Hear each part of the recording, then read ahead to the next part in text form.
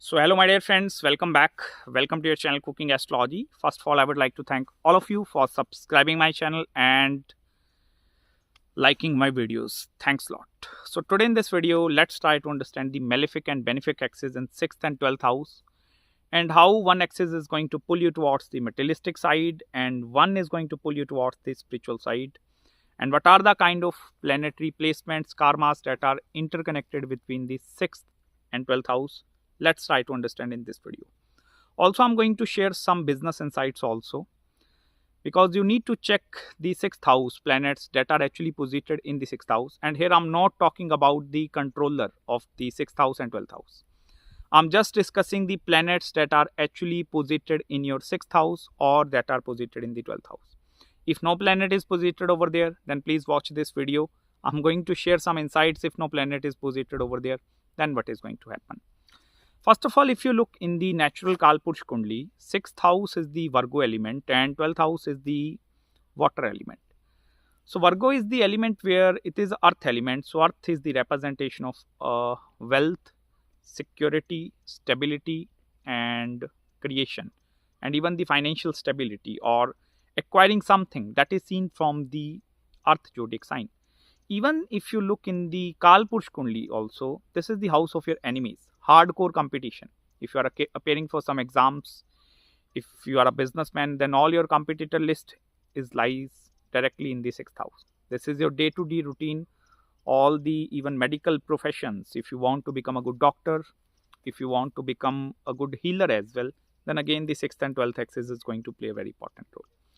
Now let's try to understand the planets that are posited over there. For example, if more benefics are posited in these axes, and benefics namely Moon, Mercury, Jupiter, they are the most auspicious and benefic planets. So if benefics they are occupying these houses, what is going to happen? Although benefics in 6, 8, 12, they have the ability to give you some sort of positive results, but they are not the results which you are going to get because of your own efforts. Consider the benefics in the 6th and 12th like someone is showering something upon you. So this is not you are working towards something to achieve that thing. No. This is someone else is working towards achieving their goals and you are getting benefit. It may be direct or indirect benefits, but some sort of benefits are going to be there. But on the negative side, if benefics are in these houses, it becomes extremely difficult for you to fight and win over the competitive situations, because benefics are more consider them as in the field of diplomacy and malefics then consider more as a resistive planet. So even if suppose someone is even suppose someone is trying to harm you, someone is trying to fighting with you, so that is where the 6th house and the malefics they are going to play a very important role, because the malefics in the 6th house they have the ability to gain control over any situation.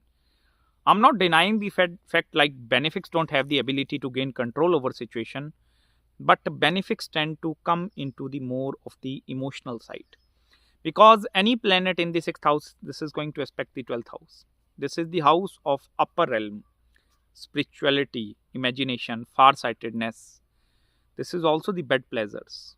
So this is quite a very secretive house in Vedic astrology, just like the 8th house.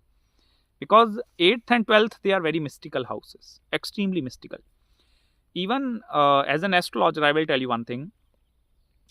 It becomes extremely difficult to predict with the planets that are posited in the 12th house, what are going to be their behavior. Because 12th house is getting actually 6th from your 7th house. So it means some sort of problems in the marriage is actually going to be created by the planet sitting in the 12th house. Significance of that planet is going to create some sort of problems. If sun is over there, father is going to be problematic. Moon is over there, mother is going to be problematic. Saturn is over there, the lower people that are going to be problematic. But I will tell you, if benefics are in the 12th house, this is a very, very good element in order for you to spread your knowledge outside. And particularly how to spread that knowledge, that is by writing a book, by doing some communication and even sharing your knowledge, your expertise with other people.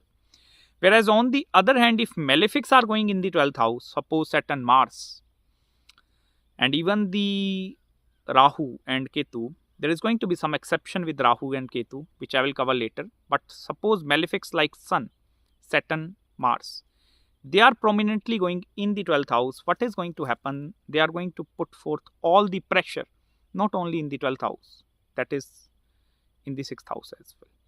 6th house is the house of your loan, mortgage, debt, acquiring lot of money. So that is also going to come through the 6th house. So what is going to happen? Malefics in the 12th house, they are going to totally disturb your mental peace. This is just like that. Suppose this is your mind and I'm putting a lot of burden over there. Pressurized, I'm compressing this thing. Because you need some house different from some other houses. And 12th house is the escape route. You are fighting in your day-to-day life, doing a job, raising a family, raising up a kid. So every person needs some calm space, some open space, some freeness, some Akash Tattva, that open element. So that is the 12th house. It is much better to have no planet in the 12th house rather than any planet sitting over there. Because more the planets in the 6th and the 12th house, they are actually going to create a congestion in your chart. And by mean to say congestion, it becomes extremely difficult for you to manage between the materialistic and spiritual side. You know, initially when I start this video, I told you that materialistic side and the spiritual side, it become extremely difficult to, because sometimes these individuals, they are looking for the escape route. I want to leave this world, leave this society, and I just want to devote myself towards God. Or I don't want to be in the materialistic realm. I don't need money, I don't need anything. So they are looking for extreme spirituality, secludedness. But again, the 6th house is actually pulling them. If malefics like Rahu and Ketu, as I told you, there is one exception over there. In order for you to study Rahu and Ketu in these houses, 6th and 12th, look at the element also. Which element? Fire element, air element, earth element. So you need to have basic understanding of elements. I will link that video. You can watch that video. I have recently made it. So link that in the description below. Please watch that video to understand more with regards to Rahu and Ketu and how they are going to actually play its part. Because if, for example, in the 6th house, the sign of Pisces, Cancer, if water zodiac sign appears over there, and if you put Rahu over there, this is a totally uncomfortable situation for Rahu. Then the tug of war is going to be happening all the time between Rahu and Ketu. Because if you look in the all the water zodiac signs, if you look, for example, Scorpio is over there. So the Taurus is over there where Ketu is posited. And Ketu don't want to go into the realm of the materialism. So then that tug of war, like I want to become a materialistic person, I want to achieve everything. Rahu is that kind of a planet over there. But on the other hand, if Rahu is in the earth element, then Ketu will feel very comfortable. Okay, now I'm in the earth element, I need to dig wealth. But again, Ketu is going to pull you towards the spirituality. Like I want some escape route, and even like alcohol addiction, some sort of sexual addiction. These are seen from these houses. 12th house is also the house of your bed pleasures. The communication part, which you are actually going to do in the bed, that is also the hidden house. Don't consider 12th house as a very open house and everyone is going to see what is over there. This is not like a 4th house. 4th house is your mother, so everyone can see your mother. 4th house is your conveniences, your vehicles, your automobiles, your car you are driving, the home which you are building. So everyone is going to see. But no one is going to look into your imagination. That is your 12th house, what you are actually imagining inside your mind. So that is a different house from all the different houses. 10th house is your career. Everyone can see which area, which line you are working. You understand the importance of 12th house? So I will make some different video on the 12th house only, but you understand this is the different house. This is not, don't mix 12th house with the 1 to 11. 1 to 11 houses, they are totally different, but 12th house is totally different. It is much better to leave that space open. Even for example, moon going in the 12th house, just one benefic, no other planets. I will tell you this have the ability to explore more possibilities than any other thing. But in the downside, you will not be able to sleep properly. Never ever. Overthinker. Keep on thinking, keep on thinking, keep on thinking. Lost. Suppose you are surrounded by 100 people and you put one person, that moon in the 12th house, in between that person.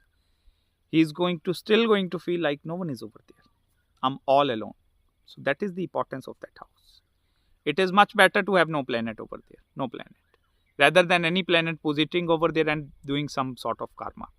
Even I will tell you, the malefics like Saturn, even the Mars, if they are in the 12th house where karma, affliction to the karma, this is not going to afflict your chart. This is going to afflict your family chart as well. Saturn Moon conjunction, very heavy conjunction in the 12th house. So these are the difficult houses to hold. As I told you, no planets in this axis is extremely good, rather than having some placement.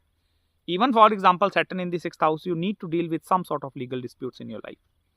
I have seen like 100 out of 90 charts, Saturn in these axis is they need to deal with some sort of legal issues. So that is going to be problematic over there. They are going to form or create congestion. Congestion is the exact word which is created by these planets in 6th and 12th axis. So in order for you to remove that complete congestion, what you need to do lot of meditation. 1 hour, 2 hours. Sit back, relax, and just, if your mind is thinking in 50 directions, just let it be. Don't have much attachment with the materialistic realm, or not even with your family, and not even with your job, not even with your reputation. The more you are going to free yourself from all that foundations, the more happy your 6th and 12th axis become. So that's it, guys, from my side in this video. If you have any queries, any consultations with regards to your horoscope, do contact me at my email ID. Any marriage, career, spiritual, business, share market consultation, do let me know. I will try my best to respond you back as soon as possible. So till then, subscribe my channel below. Please do subscribe it. Many of you are watching this video and not subscribing. Please subscribe my channel. This will actually help me to grow my audience so that I can have a good reach. And even one day, like most of you may be watching this video after 5 years of uploading, and then you are going to think about rewatch this video 2 times, 3 times. You will find more stuff like Vedic astrology. Also, don't forget to follow me on Instagram as well, and watch this video, that playlist over there. Explore this YouTube channel, and I'm all yours. Bye-bye.